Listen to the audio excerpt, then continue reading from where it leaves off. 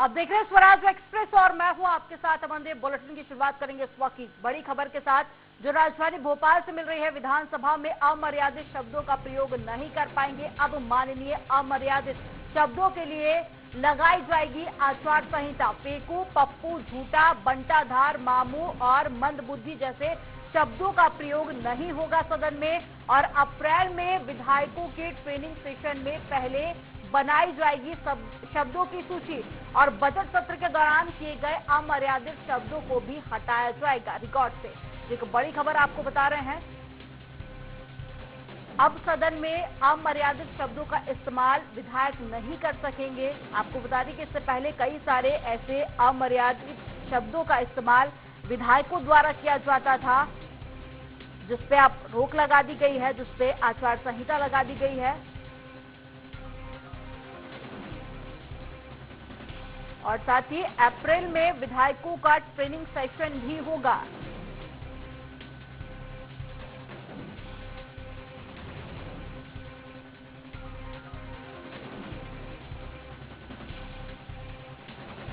तो विधानसभा की जब कार्यवाही होती है, अक्सर देखा जाता है कि इस तरह के शब्दों का इस्तेमाल विधायकों द्वारा किया जाता है, जिस पर अब पूरी तरह से रोक लगा दी जाएगी और विधानसभा में अमर्यादित शब्दों का प्रयोग अब नहीं कर पाएंगे। और इसी पर ज्यादा जानकारी के लिए संवाददाता अतुल शर्मा लाइव जुड़ गए हैं। अतुल, इसे एक अच्छी पहल कह सकते हैं, इसे एक अच्छी शुरुआत कह सकते हैं कि अमर्यादित शब्दों का अब विधायक इस्तेमाल नहीं कर सकेंगे और साथ ही इसको लेकर ट्रेनिंग भी दी जाएगी। देखिए, बिल्कुल अमनदीप, हमने देखा है कि जब भी विधानसभा का सत्र होता है और सदन के अंदर इन हाउस जब सदस्य लोग होते हैं और किसी मुद्दे के ऊपर, किसी विषय के ऊपर जब चर्चा का दौर जारी रहता है, तो कई बार हमने देखा है कि पक्ष और विपक्ष के बीच में काफी नोकझोंक भी हुई है और तीखी नोकझोंक होते हुए हमने अक्सर सदन के अंदर हमने देखी भी है। ऐसे में कई बार माननीय ऐसे शब्दों का इस्तेमाल करते हैं, यानी जो विधानसभा के जो सदस्य हैं कुछ ऐसे शब्दों का इस्तेमाल करते हैं जो संवैधानिक नहीं होते और संसदीय शब्द नहीं होते, जिसके अंदर कई शब्द हमने देखे भी हैं। कई बार पप्पू का और फेंकू और मंदबुद्धि तमाम ऐसे शब्द हैं जो संसदीय नहीं कहलाए जाते, लेकिन सदन के अंदर इन हाउस जो है विधायक गण जो है इस्तेमाल करते हुए हमें दिखाई देते हैं। ऐसे में अब विधानसभा के जो अध्यक्ष हैं गिरीश गौतम, उन्होंने एक आदर्श आचार संहिता बनाई जा रही है विधानसभा के अंदर और सदस्यों के लिए ये एक गाइडलाइन तैयार की जाएगी, जिसके अंदर इन शब्द यानी जो संसदीय शब्द नहीं होंगे उनका इस्तेमाल विधानसभा के अंदर परिसर के अंदर और इन हाउस नहीं किया जा सकेगा। उसके लेके बाकायदा जो है एक विधानसभा का जो सचिवालय है वो पूरी एक सूची तैयार कर रहा है। उस सूची में उन तमाम शब्दों को रखा जा रहा है, जिसको ये कह सकते हैं कि एक जो जनप्रतिनिधि है, जो एक सदन के अंदर जब चर्चा चले या किसी विषय के ऊपर जब बहस रहे तो उन शब्दों का इस्तेमाल ना करें। अप्रैल के अंदर तमाम विधायकों की ट्रेनिंग होनी है, उस ट्रेनिंग के अंदर ही इन शब्दों को बताया जाएगा कि आखिर किन किन शब्दों के ऊपर आदर्श आचार संहिता लगा चुकी है, यानी कि सदन के अंदर पाबंदी की जा सके। बड़ा अच्छा कदम ये मान के चला जा रहा है, क्योंकि इस तरीके से हमने देखा मनदीप की सदन के अंदर जो भी चर्चाएं होती हैं वो लिखित में होती हैं, यानी लिखित में लिखी जाती हैं और इसका पूरा एक डेटा जो है तैयार किया जाता है और ऐसे में ये डेटा बाहर भी आता है कि आखिर किस तरीके से चर्चा की गई, किस विषय के ऊपर किस विधायक या मंत्रीगण ने क्या शब्दों का इस्तेमाल किया, ये तमाम चीजें ये बाहर भी आती है। तो कहीं ना कहीं एक जनप्रतिनिधि के एक आचरण जो है वो कहीं ना कहीं दिखाता है और ऐसे में जो विधानसभा के नवनियुक्त अध्यक्ष है उनका यह मानना है कि विधानसभा के अंदर इस तरीके के शब्दावली का उपयोग ना किया जाए। इसको लेके सख्ती भी दिखाई जा रही है और लगातार जागरूक भी किया जा रहा है कि इन शब्दों को इस्तेमाल ना करें। अतुल, पर ये जो माननीय है ये आमजन नहीं है, ये जनता के चुने हुए जनप्रतिनिधि है। एक बड़ा सवाल ये कि अब जनप्रतिनिधियों को भी ट्रेनिंग की जरूरत पड़ रही है। देखिए, निश्चित तौर पे देखिए कई बार ऐसा होता है अमनदीप कि कोई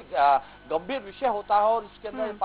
पक्ष और विपक्ष जो है सहमत नहीं होता है, तो ऐसे में तीखी नोकझोंक स्वाभाविक सी बात है। लेकिन शब्दावली का जब इस्तेमाल जब अपनी मर्यादा तोड़ता है तो ये कहीं ना कहीं एक जनप्रतिनिधि का जो स्वभाव या जो बर्ताव होता है उसके ऊपर प्रश्न चिन्ह लगाता है, क्योंकि समाज के अंदर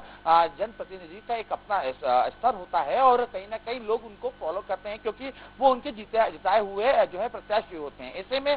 शब्दों का चयन करना एक महत्वपूर्ण प्रक्रिया भी होती है और ये माना भी जाता रहा है कि जो एक जिम्मेदार जनप्रतिनिधि वो जब शब्दों का चयन करें तो संवैधानिक हो और लोगों के बीच जब वो शब्द जाए तो कहीं ना कहीं उनका विपरीत प्रभाव जो है समाज के ऊपर ना पड़े। तो ऐसे में ये एक बेहतर कदम है मनदीप की, जब सदन के अंदर इन हाउस जब कोई भी चर्चा की जाए तो ये शब्द जो लगातार हमें सुनने को मिलते भी हैं, हमने लगातार सोशल मीडिया के माध्यम से हमने देखा भी है कि पप्पू, फेकू, मंदबुद्धि, ये तमाम ये शब्द हैं सोशल मीडिया में इस समय प्रचलन के शब्द है। और कहीं ना कहीं पक्ष और विपक्ष के जो कार्यकर्ता होते हैं या समर्थक जो होते हैं वो इन शब्दों का इस्तेमाल एक दूसरे के नेताओं के ऊपर करता हुआ हमने सोशल मीडिया पे देखा है। लेकिन लोकतंत्र का जो मंदिर है, जिसको विधानसभा या लोकसभा कहते हैं, ऐसे में इस लोकतंत्र के मंदिर के अंदर इन शब्दों का अगर उच्चारण किया जाए या प्रयोग किया जाए तो ये वाकई अपने आप के अंदर एक बड़ा सवाल भी है और इसके ऊपर लगाम लगाना जरूरी भी था। और यही लगाम जो वर्तमान जो नवनियुक्त विधानसभा अध्यक्ष हैं वो लगाने जा रहे हैं। पूरी एक जो है डिक्शनरी तैयार की जाएगी, पूरी एक किताब तैयार की जाएगी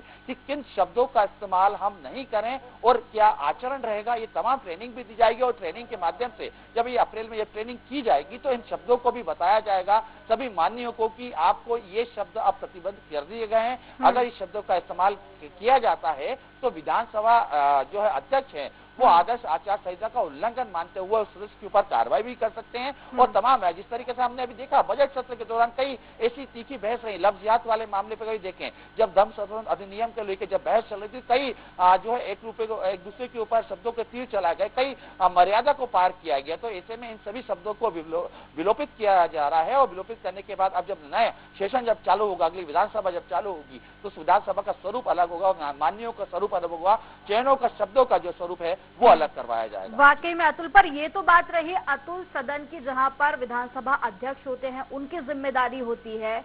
उसकी गरिमा बनाए रखना। पर हम जब चुनाव के वक्त देखते हैं आम मंचों पर जो नेता जिस तरह की बयानबाजी करते हैं वहां पर किसी तरह की कोई रोक नहीं होती है। अब जैसे कि ट्रेनिंग दिया जाएगी, सेशन होगा, तो क्या उस ट्रेनिंग और सेशन का असर वहां पर भी देखने को मिल सकता है?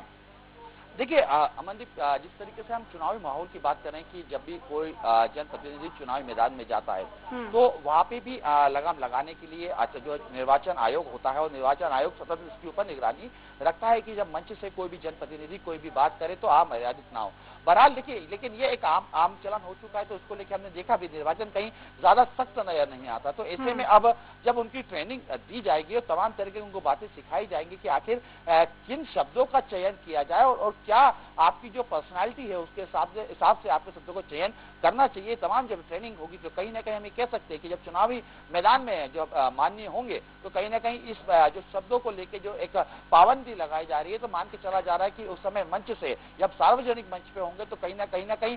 उन शब्दों का इस्तेमाल भी कम किया जाएगा, या ये कह सकते हैं कि उन शब्दों को छोड़ के जो एक मर्यादित शब्द जो होते हैं जनता के बीच जो पहुंचाने जाते हैं उन शब्दों का इस्तेमाल किया जाएगा। हालांकि देखिए, लेकिन अमनदीप लगातार हम देखते भी हैं और ये समझने की कोशिश भी करते हैं क्योंकि एक जन प्रतिनिधि जो होता है एक समाज का आईना होता है, समाज का चेहरा होता है और आप जब वो बर्ताव जो उनकी जो बॉडी लैंग्वेज कहें या शब्दावली जो होती है अगर वो चयन गलत होता है तो उसका विपरीत असर हमने समाज पे पड़ते हुए देखा भी है। और यही असर को रोकने के लिए विधानसभा अध्यक्ष ने एक बेहतर पहल किया। लेकिन ये वाकई अब दिलचस्प भी होगा देखना और ये समझना भी दिलचस्प होगा कि आखिर माननीय इस आचार संहिता का कितना पालन करते हैं मंदिर। वाकई में अतुल, तमाम जानकारी साझा करने के लिए अतुल आपका बहुत शुक्रिया।